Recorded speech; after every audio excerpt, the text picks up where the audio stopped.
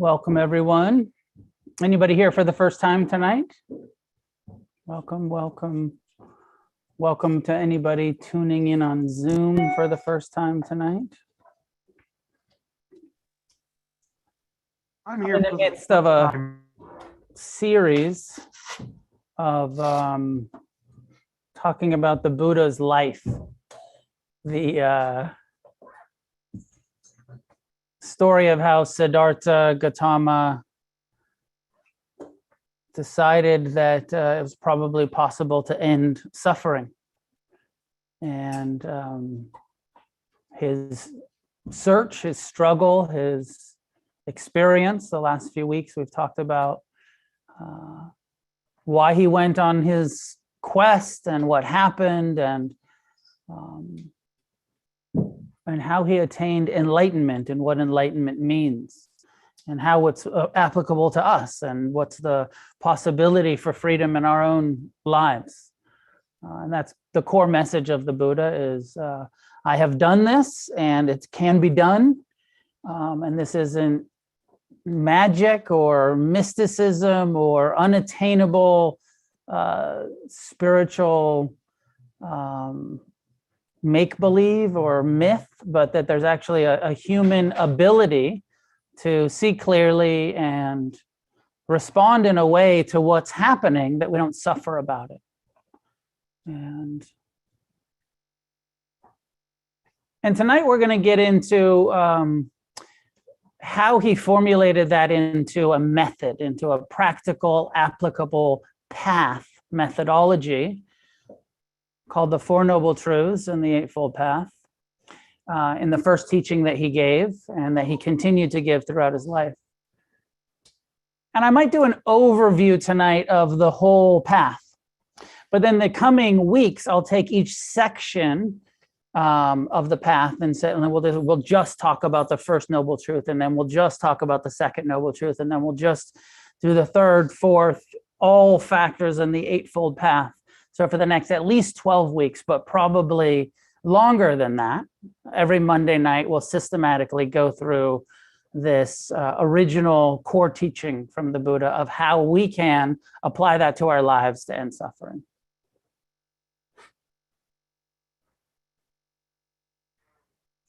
I like to start class by encouraging you to connect with each other.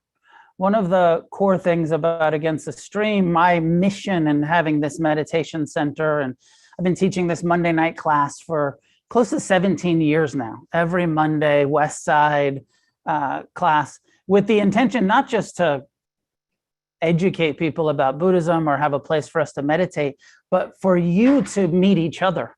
I feel like a big part of my job as a meditation teacher, as a Dharma teacher, is to facilitate community.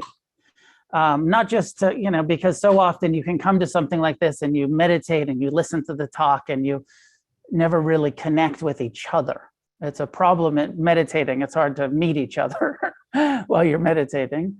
But it's a core part of my mission, Against the Stream's mission, to help facilitate us getting to know each other. And it's one of the three refuges in Buddhism. There's refuge in awakening, refuge in the truth, the Dharma, and refuge in community.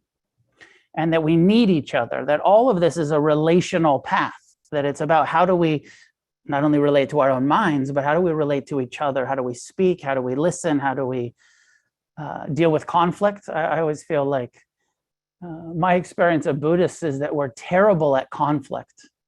We're conflict avoidant a lot of the time and kind of pretending like we're spiritual and not really kind of dealing with conflict. And my hope is that Against the Stream is a place where you'll make friends and they'll piss you off and you'll tell them about it.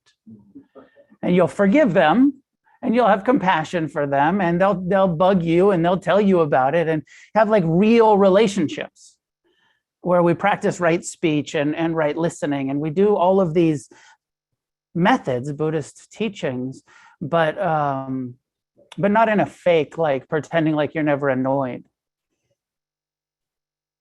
I was listening to this relationship thing a while ago, a couple of years ago, and And one of the things that stood out for me is this relationship guru was saying, the bottom line is in relationship, and he's talking about intimate relationship, but this applies to all friendships, all family, he was talking about how often we expect that we're going to be in a relationship where we're like, if we're annoyed by the other person, there's something wrong.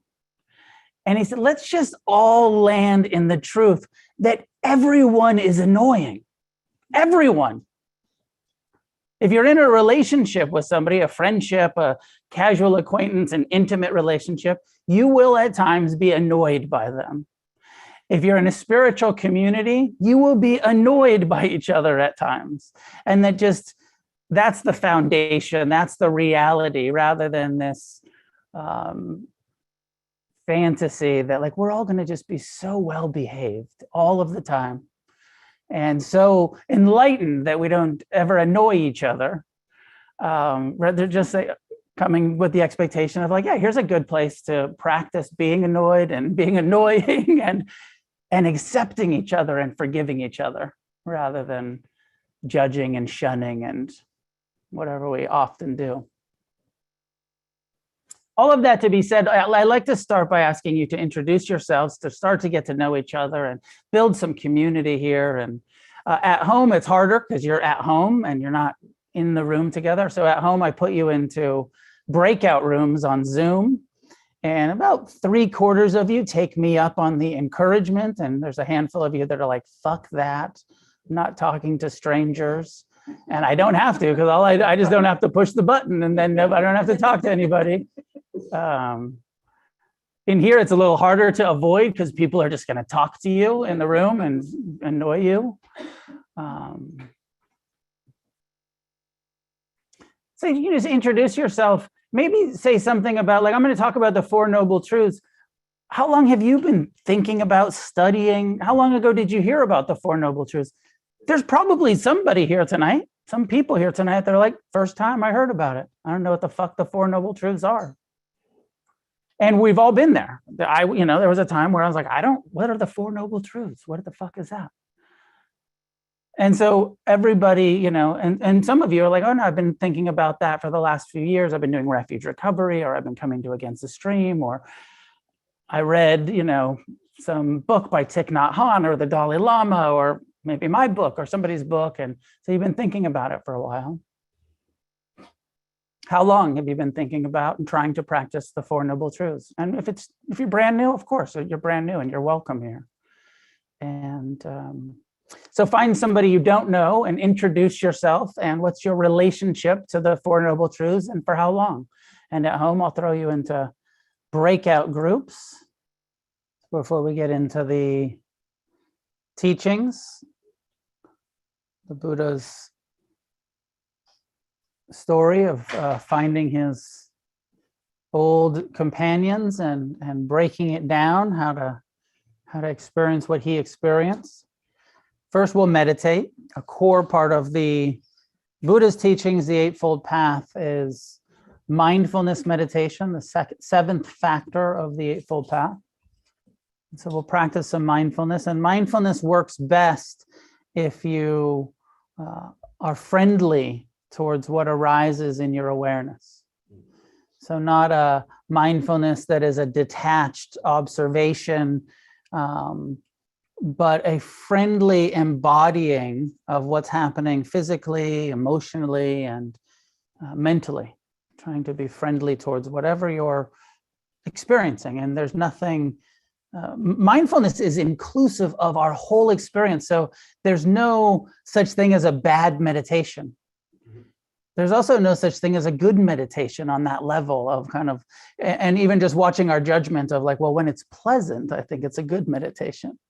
And when it's unpleasant, I think it's bad. Or when my mind is quiet, I think it's good. And when my mind is loud and chaotic, I think it's bad. But mindfulness has no judgment. The definition of mindfulness is non-judgmental, present time awareness. So we're just aware of whatever's happening right now. And if we're lost in the future, planning, fantasizing, then we're not here. Those thoughts are happening now, but when you're really in involved in the contents of your thoughts. You're no longer mindful of the present. You're in the future. Your awareness has traveled, or you're in the past and some resentment, argument, reminiscing. And so much of our practice is just bring your attention back to the present time experience, and the body is the anchor. Here, now, sitting, breathing. If you are breathing in and you know you're breathing in, you are mindful of the breath. If you're sitting and you know that you're sitting, you're mindful of here, sitting, feels like this, even if it's painful. My ass hurts, my knees ache, my shoulders are tight, but I'm mindful of tightness, aching, and pain. And that's a perfect meditation, mindfulness of soreness, aching, and pain, rather than some idea that meditation is supposed to be blissful. Not Buddhist meditation. Buddhist meditation is about what's true. What's the truth of this present time experience? And if it's painful, that's the truth of it. Sometimes your experience is going to be very pleasant. The more you meditate, the more you might have experiences where it's like, that was amazingly pleasurable. And then you're mindful of that. Anyways, I'll get more into it. But first we'll meditate, practicing these 4 foundations. I'll give some instructions. So find a way to sit that's upright, but also relaxed. Don't take a posture that's too rigid or too stiff, just an upright, relaxed posture. And when you're ready, allow your eyes to be closed.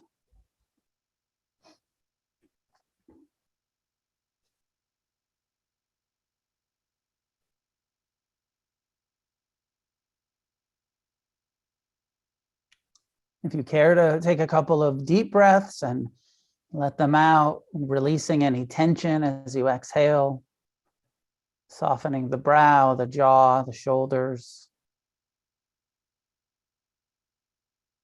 Soften your belly. If there's any tightness in your abdomen, let it go. Let go of that tension.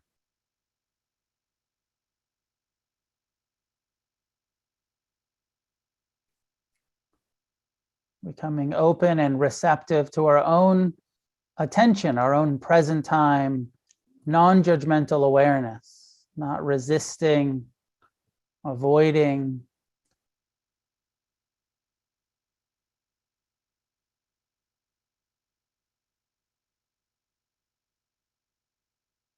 Bringing mindfulness to the sensations that the breath creates.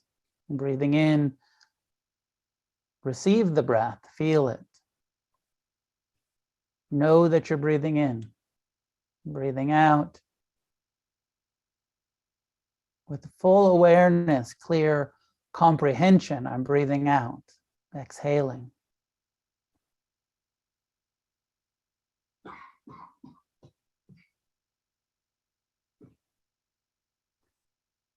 Bringing this attitude of self-acceptance and friendliness.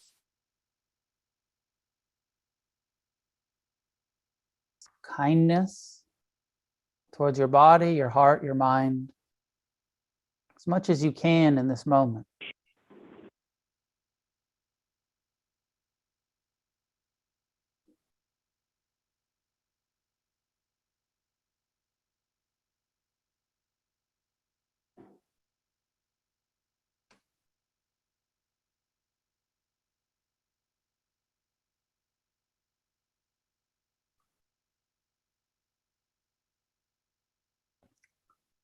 Take a few minutes to just settle the breath, the attention on the breath. Each time the breath comes in, perhaps noting in, feeling the sensations at the nostrils.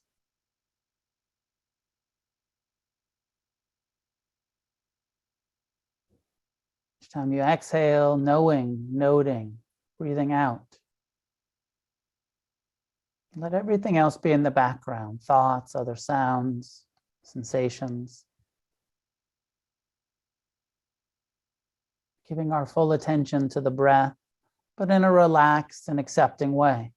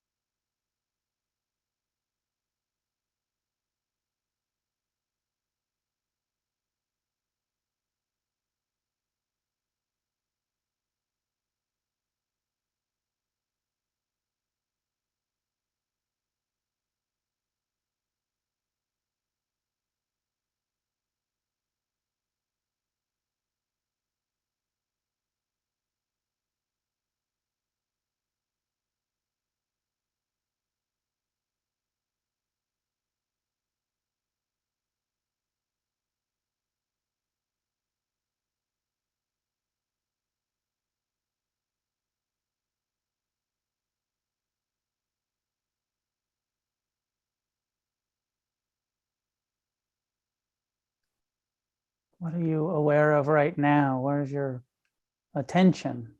Is it in the past, the future, or the present? Is the breath coming or going?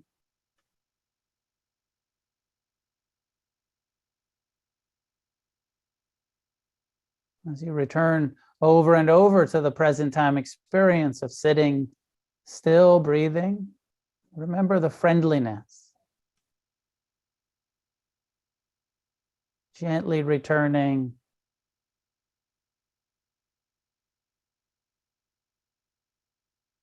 Developing a loving and kind relationship to your own wandering mind.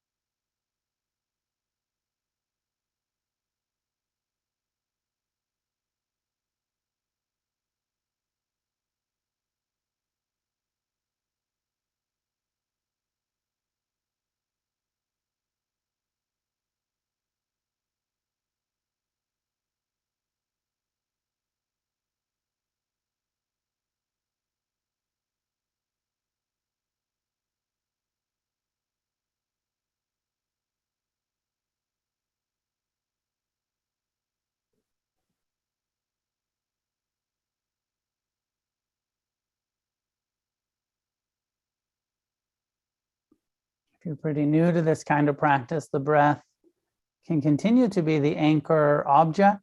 Keep coming back to the breath. But the Buddha's encouragement was to become more inclusive, mindful of your whole body. This body made of the four elements: earth, air, water, heat. This body with all of the components, the parts, skin and bones, organs and muscles. I'm aware that this body breathes all by itself. The heart beats all by itself. The ears hear, the eyes see. The nose smells, the tongue tastes. Awareness receives, knows. What's being seen or heard or felt.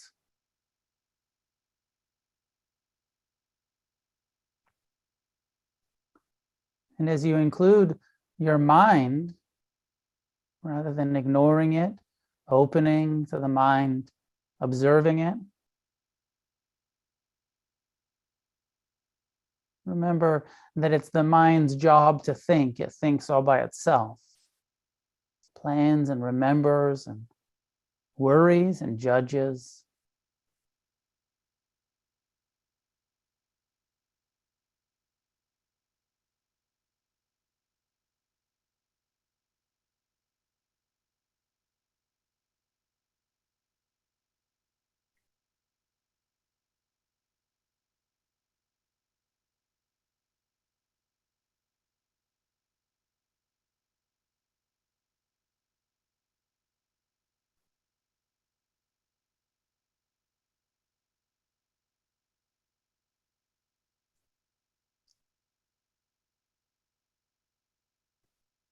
becoming mindful, aware of what's happening in the mind. Is it remembering or planning?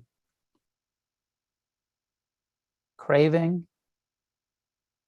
or anxious, afraid, worried?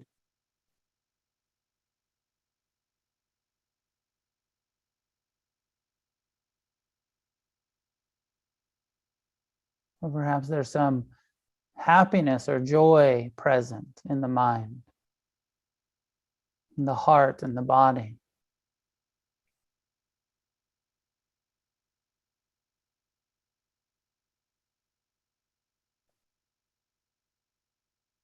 To whatever extent you can, begin to investigate what's happening right now. What am I aware of? And how does it feel? What's the feeling tone of pleasant or unpleasant, or perhaps neutral? Whether it's a sound or a thought, a sensation.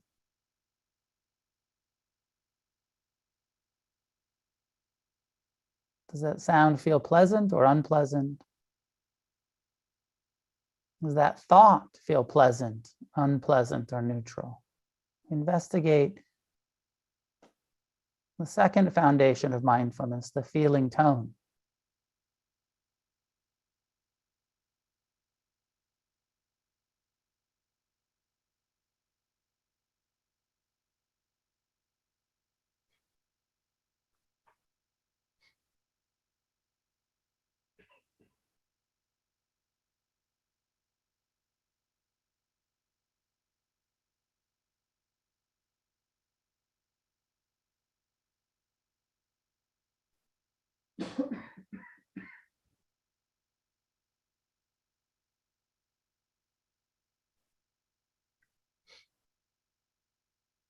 What's happening and how does it feel?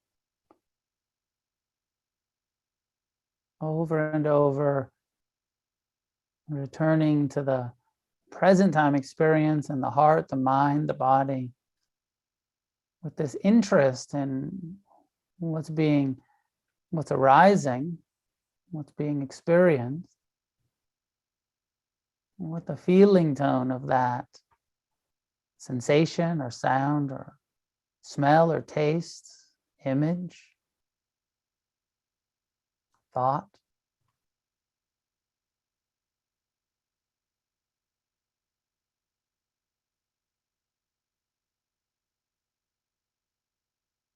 Turning towards our pain rather than away from it.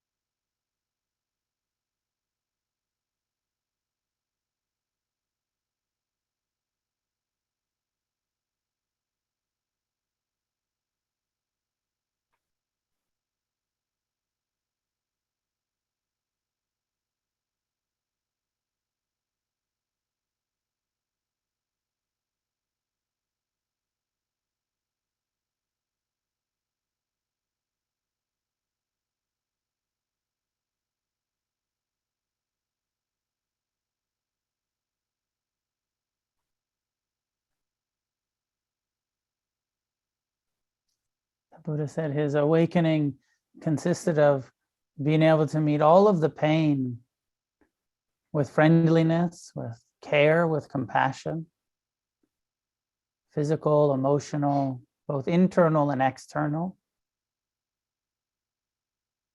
Meeting all of the pleasure with non-attached appreciation, the impermanent arising and passing of pleasure, and the craving for more pleasure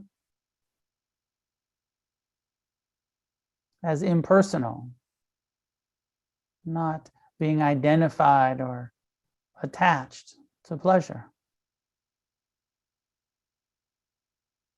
Being at peace in the midst of both joy and sorrow.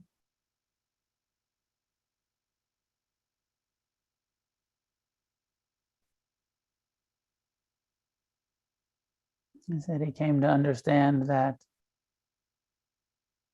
the mind, the body is not a permanent self, not worth being identified with as I or me or mine.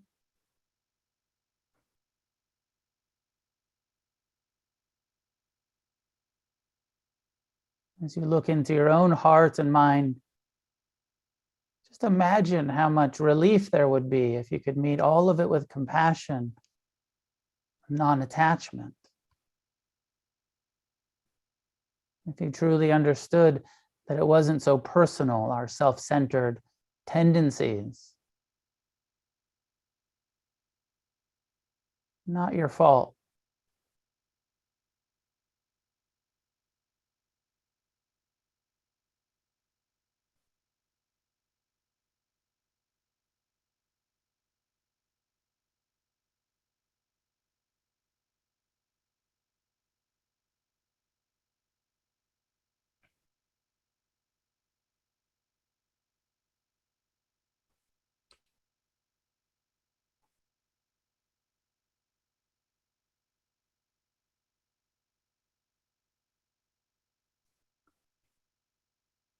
Bringing loving kindness with the simple phrases, may I learn to be happy just as I am in this mind, body.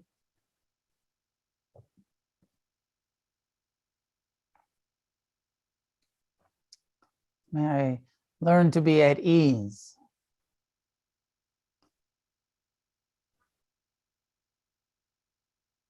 In the midst of the reality, both internal and external, whether pleasant or unpleasant.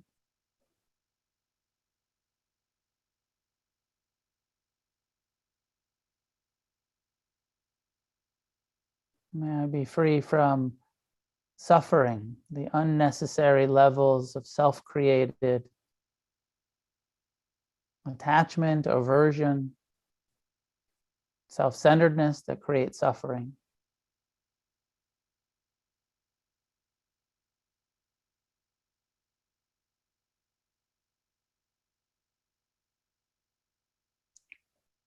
And extending the same wish for happiness and ease and freedom to each other. May you be happy. May you be at ease. May you be free.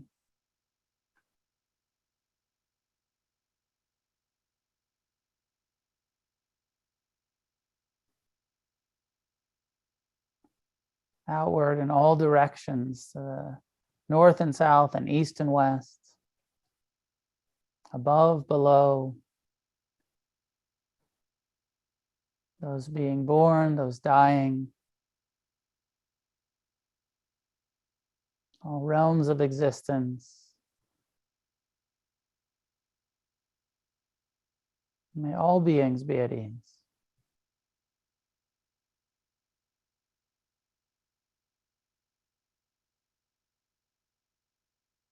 May all beings be free from suffering.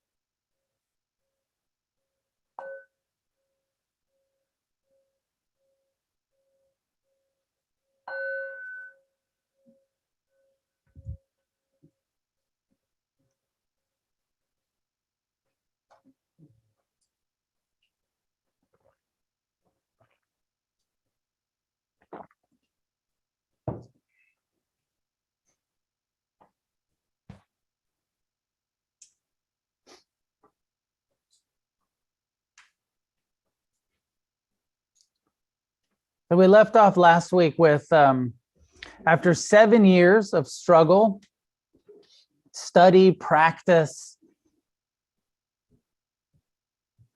dead ends, he finally came to the mindfulness-based solution of understanding the impermanent, impersonal, and unsatisfactory nature of all things, internal and external. And that realization led him to no longer believing his mind and suffering about his thoughts and emotions, and the ability to meet all of the pain that he experienced internally and externally with compassion and non-attachments to the impermanent pleasures and this human instinctual drive towards pleasure and craving and attachment. He said, oh, this is not my fault. This is just what the body does. It craves pleasure. It hates pain. This is what the mind does. Taking it personal and obeying it is a recipe for unhappiness. But mindfulness, seeing it clearly and responding wisely, he said, it's ended my suffering and now I'm free. And last week we talked about that epic battle with Mara. Mara, that part of our mind that is invested in our own suffering, that judges and compares and resents and craves, that, that very human, natural, normal, dysfunctional, unskillful part of the human mind. He said, I battled with it and I won. I saw through it. I learned to not take it personal. I learned to, and then Mara, even after enlightenment, attacks more. And as I said last week, the Buddha seemed to have been like a little bit surprised. He thought, like, I'm fully enlightened.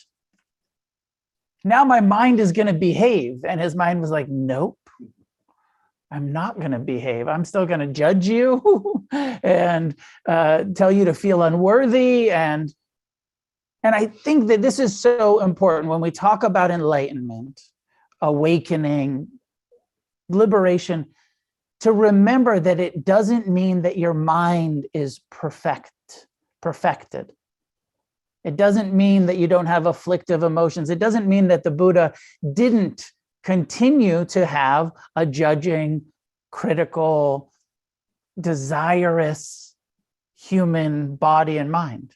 Because often, I know for me, I think of a Buddha, if I didn't know that, I would think, oh, no, he's like totally content and his mind is totally peaceful all of the time. This was not his report. His report was, I'm totally free from suffering, but I still have to contend with a human mind that has human mind habits. Mara continues to be an asshole, that part of our mind that's unkind. He said, but now I just meet it with kindness towards the unkind part of my mind. Now I just meet it with wisdom towards the unwise part, towards Mara. He says, I see you, Mara, turning towards your own difficult, afflictive emotions and just saying, I see you. I'm awake to this tendency of mind and I'm not suffering about it anymore. So he goes, he has his reflections, his hesitance to teach. He finally is convinced, okay, I'll see if I can explain this to people. And he thinks, I'll go find he had spent years practicing asceticism, this intense, extra intense self-denial, self-mortification, homeless, living in the jungle for years. And he had 5 homies that he was mostly with. There was this small group of guys that he was practicing with in the jungle.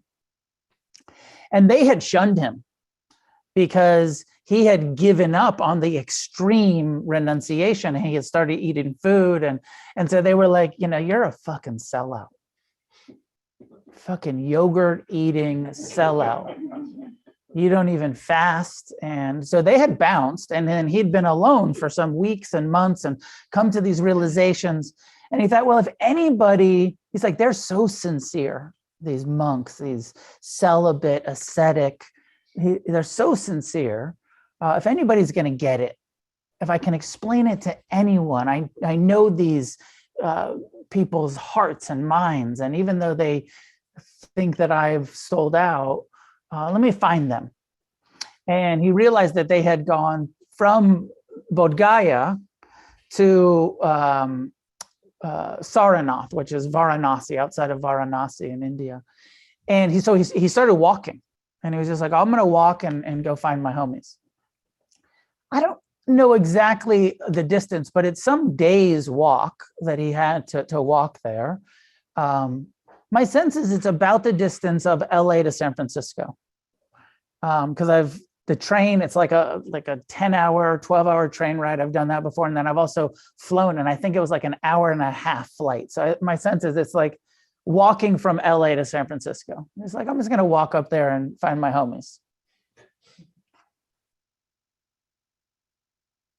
And so he's walking, and he's sort of reflecting on, like, how am I going to teach this? And last week I told you that the first thing that occurred to him was there was these 5 stages of his practice. He said, first I had confidence it was possible, and then I put in the work. I did all of the effort.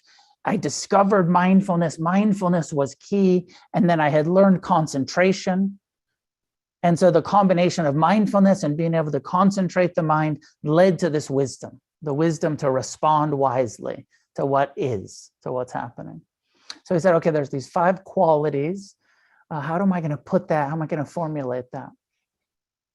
And he had these days to walk and reflect. And that's the way I hear it or think about it. It's not like the 4 noble truths were just, he's like, how am I going to fucking teach this? And it was just a baby Buddha, brand new Buddha. I guess he was 34 years old. He left home. I think it says that he left home when he was about 27, and there were 7 years on the streets in the jungle. So he's like 30, early 30s, mid 30s, and he's a fully awakened being. Can you imagine if you were like fully enlightened at 34? Be pretty rad. When I was in my 20s, I was like, yeah, I'm going to get there by my 30s. Doing all kinds of retreats, thinking like, fucking, if I just meditate more, harder and faster. Still waiting. 30 years later. So he goes and he finds his homies, and they totally diss him. He finally finds them, and he walks up, and they're like, oh, here comes like the sellout Siddhartha, the kook, the poser, the fucking yogurt eater is coming. Nobody greet him. Don't talk to him. Dude is not spiritual at all. We saw him talking to chicks, eating yogurt. He gave up on the real spiritual path. And these guys were like, you don't eat food, you fast, you practice austerities. He's just been like sitting and walking and taking naps and fucking eating food and all kinds of disgusting things. And so their initial is like, let's not even listen to him. And he kind of, like, hey guys, like I figured some shit out that you guys want to know about. And he was all vibrant and, healthy and happy. And eventually his homies were like, all right, let's see what the sellout has to say. Let's give him a shot. It's our friend. Let's listen to him. And so they gather around, and they're in Sarnath, and it's called the Deer Park. And so it's like this kind of wooded area where deers, I guess, like deers are hanging out. It's called the Deer Park. And so they gather around, and Siddhartha says, okay, check it out. He said, I figured it out. I am fully enlightened. I have reached the deathless, the goal that we together have been looking for, the end of suffering. I experienced it. And I figured out that it is a path that is a path of balance, that we were imbalanced. Our practice of asceticism was too extreme. He said, I found this middle path that leads between these two extremes. One extreme is this dead end of asceticism, and he's just dissing them. He's just telling them, like, the shit that you guys are still doing and that I used to do. You ever be like that with your friends, where you're like, I know you're still playing Fortnite, but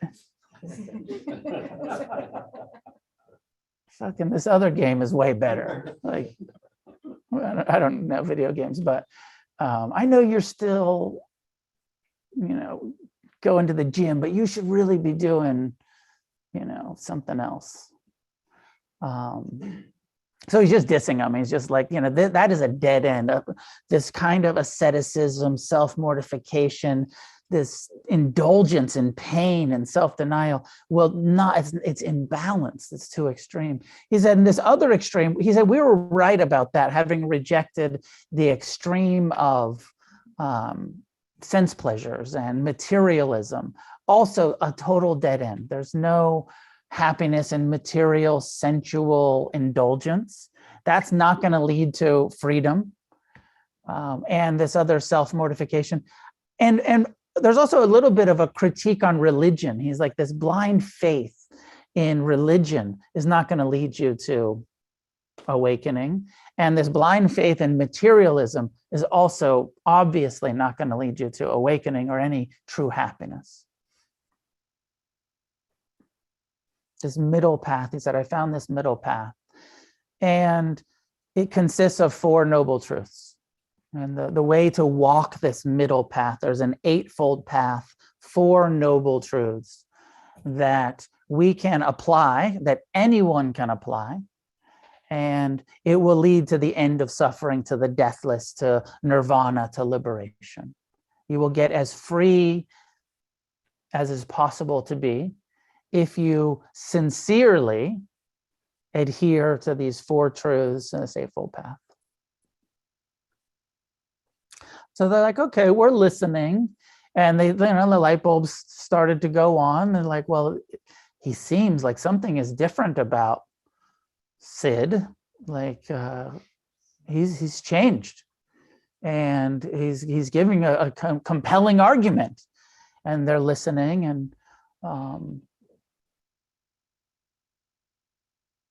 and our own experience has shown us that we've been doing this ascetic practice and it's not working very well.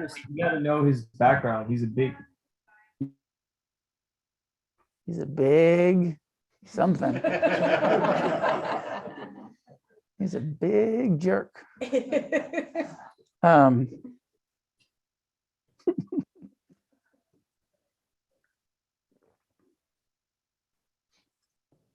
says the first thing is just this normalization of how difficult life is and how much, and he uses the term dukkha. The first noble truth is the dukkha of existence is universal, is ordinary, is something that all living beings experience. And we tend to translate dukkha in as suffering. And so the first noble truth is the truth of suffering, the truth that suffering is normal. And I guess suffering is the best translation that we can get, but I like the Pali word dukkha because it sounds just dukkha. It's fucking dukkha. All of it is dukkha. I mean, maybe it's, because I know what the word means, but maybe because it sounds like dookie, or it's like, it's shit. This is fucking shit. Existence. And not all of it is dukkha, and not all of it is shit, and not all of it is suffering. but that there's some amount of shit that is unavoidable, some amount of dukkha, some amount of suffering that is just completely and totally ordinary and inescapable by unenlightened beings. And he goes down to break it down, and I don't want to go too much into this because next week we'll go thoroughly into the First Noble Truth. But he says, there's all of this suffering and sickness and aging and death, the reality of impermanence, and these two core ways that we all suffer by losing that which we want to keep, because everything's impermanent and we don't get to keep anything or anyone or any experience. And so everyone suffers about this clinging to the impermanent things and being separated from that which you love. And these guys are all like, yeah, I've experienced, as you guys, all of us are like, yeah, that's true. Who has not suffered about loss? Whether it's big losses, deaths, or breakups, or material things that you've lost, or every single one of us has been like, fuck, I wish that didn't end. I wish I could have kept that experience or that thing or that youth. My youth. Where's my fucking youth? Lost it somewhere in the 1980s.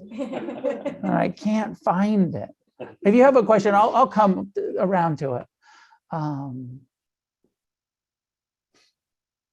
He said, so all of the loss makes it, we all suffer about that. He said, and then there's all of these experiences that we're met with, unpleasant experiences that we do not want to experience, that we resist, the physical pain, the emotional pain, the challenges and challenging relationships. And so like we're met with experiences we don't want to have and we suffer about it. And all of the unpleasant daily, and how many unpleasant experiences did you have today? Did you have any, stuck in traffic or difficulties at work or annoying humans around you or your own fucking mind annoying you, judging and Mara?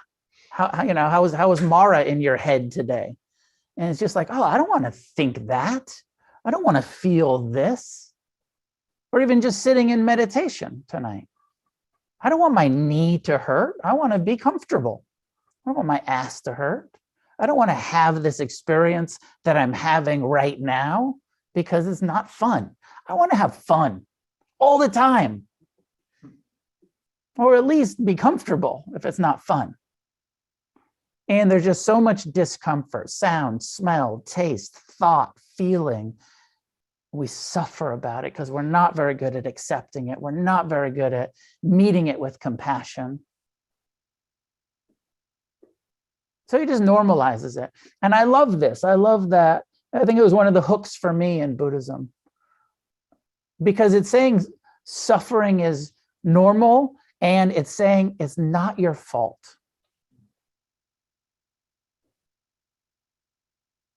Later, it tells you that it's actually your fault, but it starts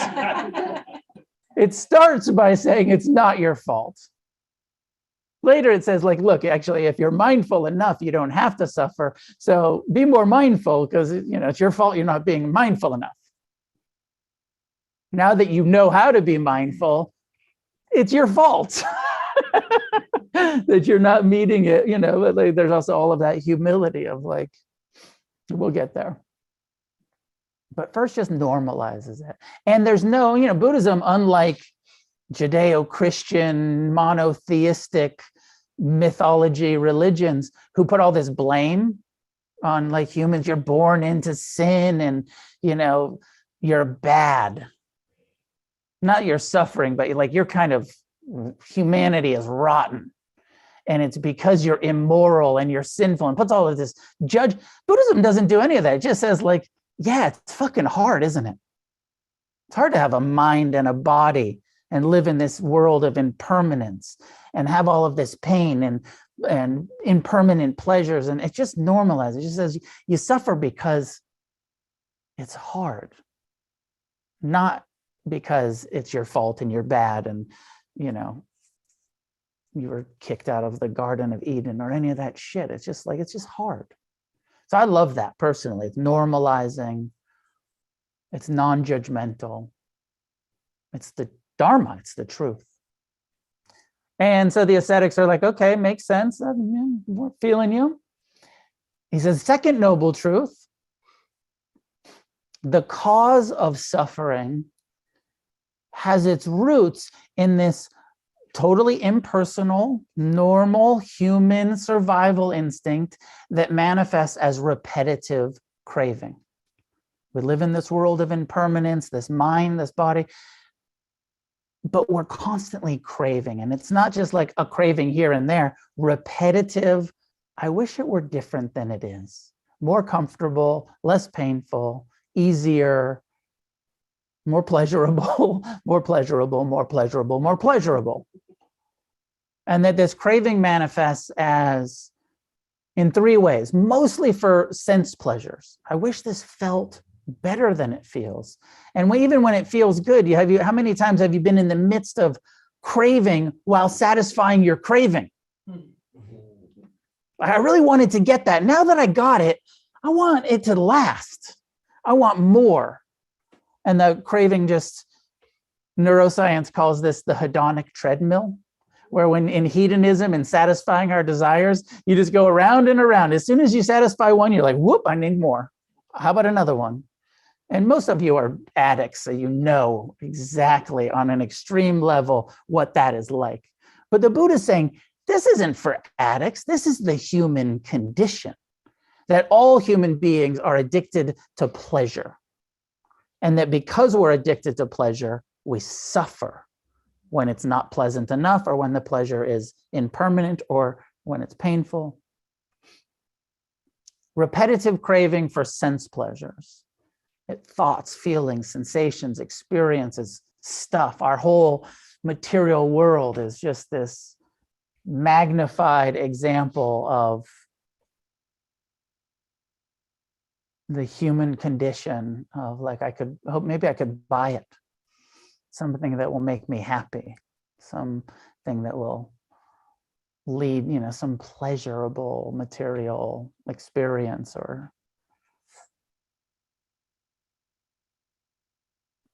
the other two ways that the second noble truth, he explains to them, manifests is the craving for sense pleasures, and then the craving for permanence. And not only permanent experience, but like a permanent eternal existence, permanent existence, eternalism. And this idea that Hinduism has, and Judeo-Christian Islamic monotheism has, of you are an eternal soul and you've existed forever and you will always exist and you will never really die. And the Buddha says that also is a way that people suffer, this clinging to, I want to exist forever. So let's make up a heaven that lasts forever. Let's make up these afterlives where it lasts forever, which is pretty good if you get into heaven. But eternalism in hell sucks. You have to go there forever. And so the Buddha is also critiquing these eternalists' philosophies and saying, like, it's not even true, but people suffer so much about believing and wanting to exist forever, whether it's, kind of fountain of youth, I want to stay young forever, or it's, I want to die even after death. I'm going to live forever in the afterlife and be rejoined with all of my loved ones, and all of these ideas that we've come up with to comfort ourselves. The Buddha says that craving for eternalism is a form of suffering. You're going to be really disappointed when that doesn't happen, because everything is impermanent. Universal law, impermanence, not eternalism. He said, then the flip side of that is nihilism, is that I don't want to exist at all. And the suicidal ideation experience of like, I just want to fucking end it. The dukkha's too much. The craving is such powerful. I crave non-existence. So sometimes we're in the, I want sense pleasures, I'm here, sometimes we're in the, I want to live forever. And sometimes we're in, I don't want to fucking exist at all. He said also that nihilistic, materialist view of existence, that craving for, I'm just going to end it. And whether it's suicide or it's just you die and then you realize, fuck, it didn't work. What a bummer. Right? I mean, I was very suicidal the first half of my life. And what a fucking drag to kill yourself and then be like, it didn't work. I was really hoping for some relief. And I'm bringing all of my karma with me. Yeah, I got rid of this mind, but I still have this karmic momentum that I own. And so it's not so much the I and the me that is, but something, some energetic karma, according to the Buddha, continues. So he said, all of this is revealed in my awakening. And there's the suffering, and there's the cause of suffering. He said, and here's the good news. Finally, get to the good news. He said, it's possible, as he said, I did it myself. And I assure you that it wasn't special or magic, that it's possible to have such a radical change in our relationship to impermanence, in our relationship to pleasure and pain, and our relationship to the mind, to the self, the mind that creates the I, me, mine. It's possible to be totally free in this lifetime, not in heaven, not in some next life, not, but here and now, with this mind that we have, with this fried nervous system and traumatized memories that we're carrying. You can change your relationship to it so radically that you forgive yourself and everyone else, that you have compassion for all of the pain, internal and external, that you don't cling to the impermanent, pleasant experiences. And it's not that you don't have any desires. Of course, you still want to be comfortable and successful and in a loving relationship. All of that stuff continues, but that you're not addicted to it. You're not getting what you want hostage for your happiness, postponed until you get what you want. You're like, I want it, but also be just fine right now, just like this. Not the end of desire, the end of and this is, I think, key. And just think about it for a moment. What's the difference between desire, wanting, and craving, having to have? In your direct experience. Sometimes you want something, but you're not suffering about wanting it. Sometimes you crave something so much that you're like, I fucking miserable, I'm just unhappy until I get it. I think I need it to be okay. Did you? Oh yeah, I think of like desire as more positive, because like you can desire for like your loved one to be happy, but to say like, oh, I crave you to be happy kind of sounds. I need you to be. Yeah. That's codependency, right? So just think, I think that, again, these are important distinctions. If we're talking about what does it mean what's the third noble truth, he's saying it's possible. It has to be realistic. It's not the end. It's not a fucking lobotomy. You don't get rid of your afflictive emotions. You don't get rid of your mind and your memory and your desire system.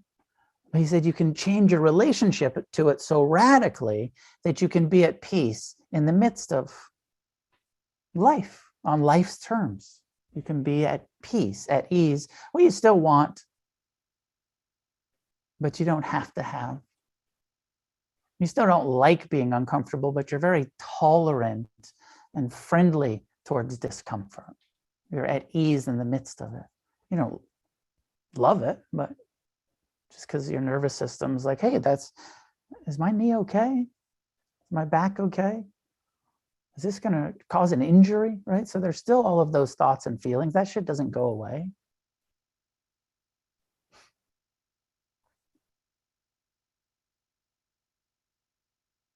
Suffering, the cause of suffering, the end of suffering.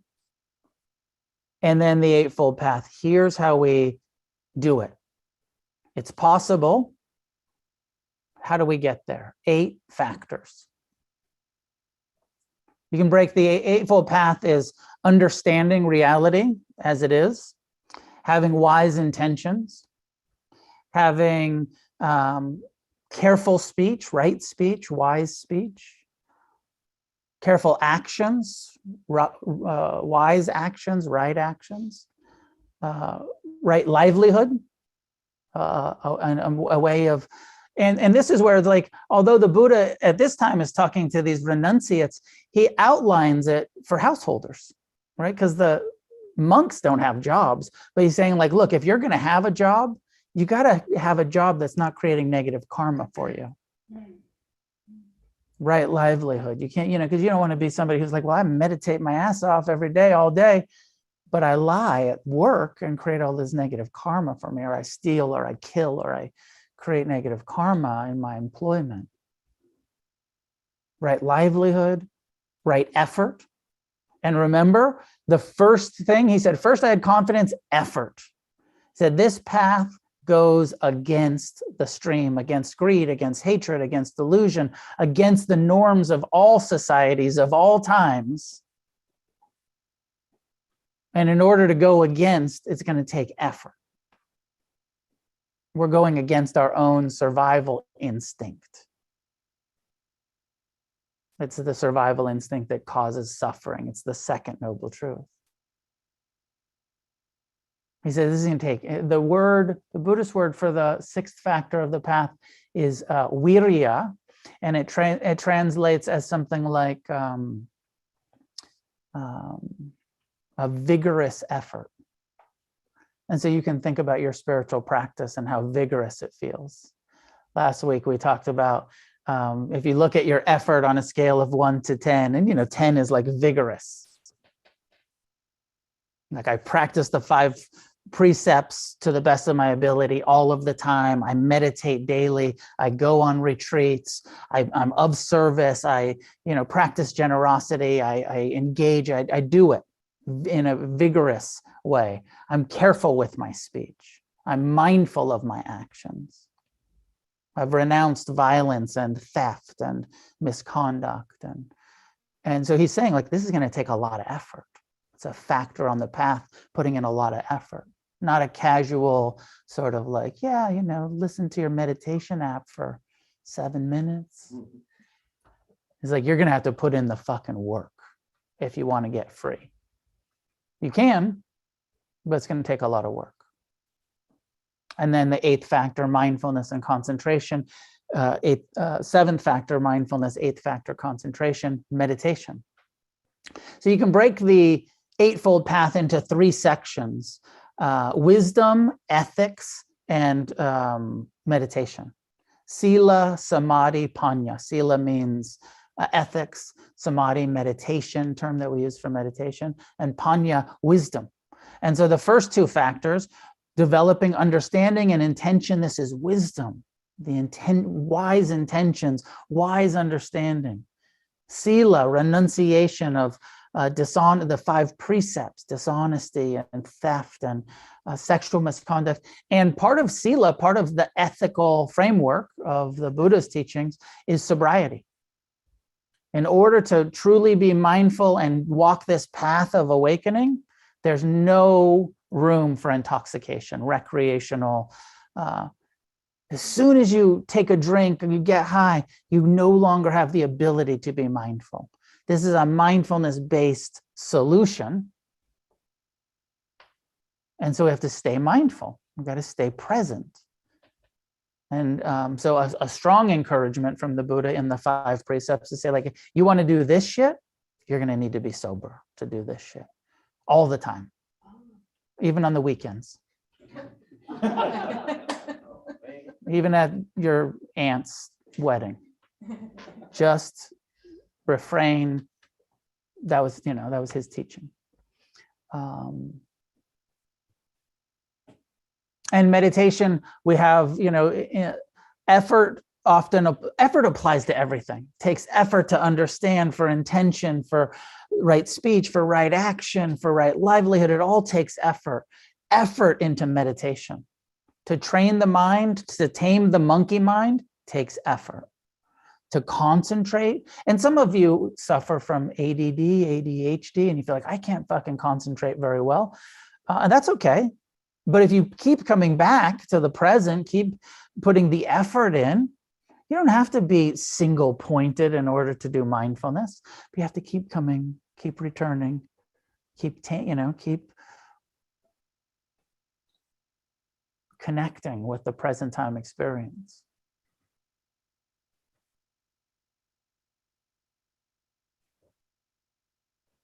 He gave the Vipassana instructions in the Eightfold Path. He said there are 4 foundations of mindfulness. First foundation is the body.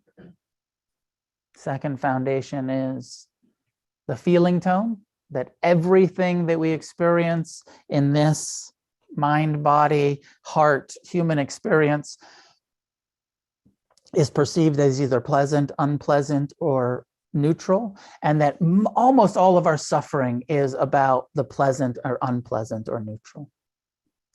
Craving for the pleasant, clinging to the pleasant, aversion, resistance to the unpleasant. So you have to bring mindfulness, not just mindfulness of breathing, mindfulness to the feeling tone, to what your heart and mind are feeling. That's where the suffering is created.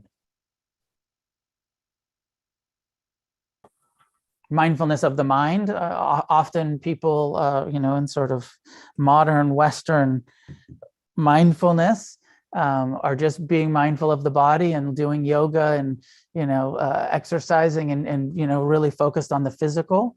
But the Buddha said, no, you have to observe your mind. Sit here and turn towards your mind and see the impermanent, impersonal nature of your own thinking mind.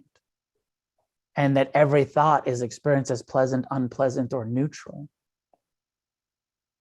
He said, concentration, the 8th factor. He said, this is a good skill. He said, I learned this in the ashram with my old teachers. He's like, concentration will get you fucking blissed out. You get to, you get super concentrated. You ignore everything. It's a good skill as long as it's joined with mindfulness. Concentration by itself won't work, but I'm going to include it here on the Eightfold Path because it will support your mindfulness if you're good at concentrating. Like I said before, you don't have to be good at concentrating, but it's part of the path, trying to focus on task at hand. So he gave this talk to his 5 homies, and they said, that shit makes sense. Thank you. Thanks for breaking it down for us. And we're in. This sounds way better. And you can eat yogurt? We're in. Fucking totally in. This middle path. Now, they had been in this extreme, and they said, okay, we're in for this middle path. Now, as the Buddha broke down the middle path, he says, yeah, we can eat food once a day. And these guys were like, we fast for weeks. We don't, we're big on fasting. He's like, we can eat. We'll be balanced. Our middle path, no food after midday. For us monastics, we'll maintain celibacy. Let's never have sex again. No masturbation, no sexual contact. And he considered this balanced. For most of us, we're so engaged in sense pleasures, like that sounds kind of extreme. No dinner and no jacking off, I'm out. For householders, he said no sexual misconduct. He said, you can have sex, have all the sex you want. Bring mindfulness to sex. Bring wise communication to sex. Bring your full heart and awareness and compassion and the understanding of impermanence. Bring it to sex. Almost in a kind of tantric awareness of your sexuality and your desire. So you don't have to maintain. But the monks, nuns, monastics, if you want to do this path, abstinence, celibacy. But for householders, you're going to be sexual, make it part of your awareness practice. All of it.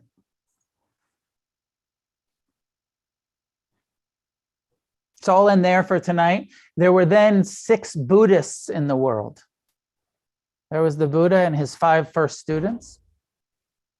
And next week, I'll talk about the next two groups of people that he met, a group of merchants' children from Benares, and then the fire worshipers and the fire sermon. And we'll talk about those in the next couple of weeks. Oh, no. First, I'm going to break down the Eightfold Path in more detail in the next few weeks. And then we'll go on to where he went from there to in his travels.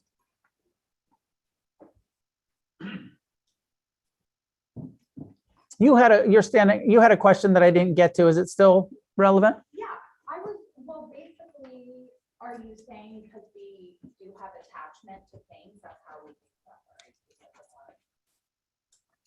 It's one of the main ways that we suffer. How do you, I mean, I am suffering. Yeah. And how do we tap into that? Like, I am hurt. How do we meditate to let it go? How do we let go? Mindfulness, what we're doing is we turn towards it's the impermanence, which is both the problem and the solution. The reason attachment hurts is because everything's impermanent. We're attached to impermanent things. The more we turn toward that, mindfulness reveals it, not just in like an intellectual knowledge way, but we start to see, oh, everything's really, I can't hold on to anything. Well, one of my teachers used the image of attachment. Because everything's impermanent, he said it's like there's a tug of war, like a rope. And you're playing like tug of war with reality, with the universe, whatever you want to call it. And you just can't hold, it's always going to be pulled beyond your grasp. And so you're just giving yourself rope burns. It seems like we don't know that. That's not like common knowledge. Like we don't really know that. And we're wired to cling. It's the meditation, the mindfulness, the turning towards the truth of impermanence that starts to rewire and calibrate our relationship. It doesn't make loss and grief totally painless.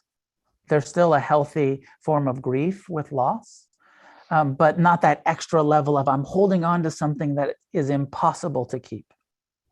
We understand the reality. So meditation, the solution is meditation, and especially with the focus on anicca, impermanence. And you have to meditate your way there. There's that saying of like, you can't think your way to this sort of spiritual awakening. You have to act. You have to do the meditation practice that then will reveal the ability to live more and more in harmony with the truth of impermanence. Yeah, hopefully that's, Thank you. Yeah, you're welcome. We're just about out of time. Yeah, last comment or question. Yeah, you talked about the Buddha at one time was critiquing, Christian faith, like, the people want. Well, Christianity didn't exist yet. Oh, okay. This is 600 years before Christianity. But so I'm lumping Christian eternalist philosophy in, but it wasn't there yet. Okay. But like talking about like, people want to believe in heaven because of the permanence, Yeah. living forever. Yeah. Did he critique reincarnation? And if he did, like what would be his critique for that of like why people want to believe in reincarnation? It was in there that in eternalists, most of the Brahmanic Hindus of his time and this time have reincarnation as this never-ending cycle. And he was also saying that's not how it works, actually. You have karma that you're going to play out. But when you finish your karma, you don't keep coming back. And you don't go live in some heaven. Nirvana is an extinguishing, it's the deathless, this term, the deathless, where you don't have to keep coming back. And so there's this simplified version of Buddhism, which says you keep reincarnating, you keep coming back until you get done with your karma. But then once you're done, you don't take birth again. And the Hindus were kind of saying like, no, you go forever, or then you kind of join with Brahma. And he was like, no, it's not forever. It's only until you free yourself from greed, hatred, and delusion. And then you have extinguished rebirth. So it's a little bit different than the Hindu or the Judeo-Christian eternalist views around afterlife or rebirth. Okay. Yeah. What's that term? Deathless. Deathless. That which is no longer subject to death. That's when you finish. That's nirvana. Yeah, it's one of the words for enlightenment. You've experienced the deathless. You've exhausted rebirth. I like it. Deathless. It sounds punk. It's like a good, actually my friend named his Buddhist punk band, The Deathless.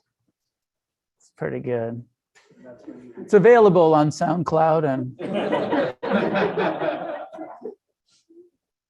yeah, when you reach nirvana. It's one of the, I was looking at the traditional in the sutta, when he comes and he finds his homies, he says, I've reached the deathless. Nirvana, awakening, liberation. They're all synonymous. isn't that 12 reincarnations, then you reach nirvana? Oh, there's 4, maybe we'll get in, it's over time, so we'll get into this next time. There are 4 levels of enlightenment. Stream entry, once returner, non-returner, arahant. The arahants are the ones that are deathless. Once returner, you have 1 more incarnation left. Non-returner, you have to live out the karma of the body in this lifetime. Stream entry, 7 incarnations left. Which one am I? You're getting close. Getting close to stream entry. I should start like passing out enlightenment certificates. Like you're a stream enterer. You're a stream enterer. Yeah, if you're a monthly supporter of Against the Stream, you can be a stream enterer with only 7 incarnations left. Let's get culty in here. You're super weird. Okay. Make it multi-tiered, Noah. Multi-tiered, yeah. The more you give, the more easier enlightenment will be for you.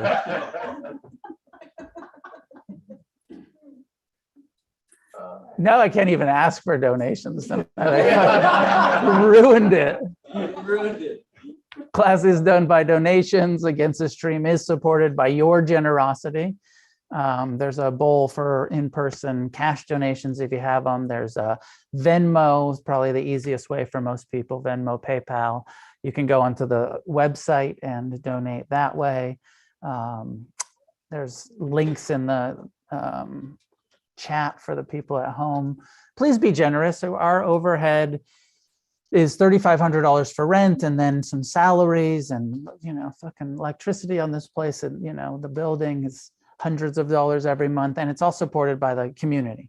So obviously I have been teaching this class for donations for 17 years now, and your donations support this class continuing, and all the people that came before you supported it to be open today, and it will continue based on the continued support. So no enlightenment certificates for anybody, but please be generous. It is good, for us to be generous and develop that karmic momentum and merit. And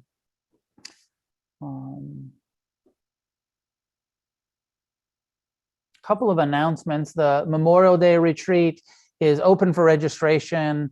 3-day silent retreat, Joshua Tree, Memorial Day weekend.